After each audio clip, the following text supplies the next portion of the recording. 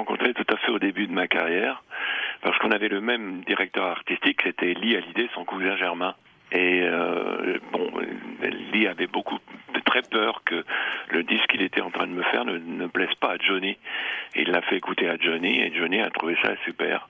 Du coup, il m'a baladé un petit peu partout dans Paris, il m'a fait connaître tout le monde, tous ceux qu'il fallait connaître dans le show business. Et je lui en serai toujours très reconnaissant.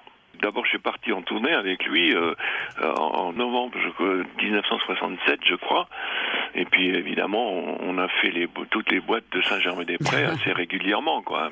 C'est un mec vraiment charmant, quoi. Il n'hésitait pas une seconde à vous faire partager ses joies et même parfois ses peines. Mais il y a quelque chose qui m'a frappé à la fin des années 60.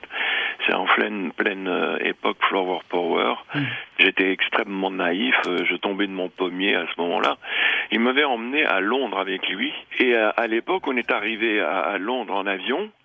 Et en bas de l'escalier de l'avion, et il y avait Jimi Hendrix, et parce qu'ils étaient très très amis tous les deux.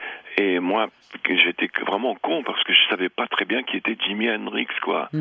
Et je me rendais pas vraiment compte qui était Jimi Hendrix, c'est terrible.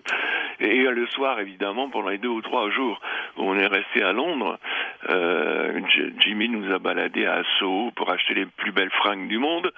Et le soir, il nous a trimballés dans les plus belles boîtes de Londres. Et je me souviens avoir serré les mains à tout ce qui marchait à cette époque-là, dont les Bee Gees.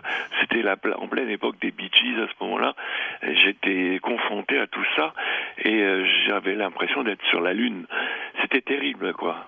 Mais il était comme ça, Johnny, vous emmenait partout.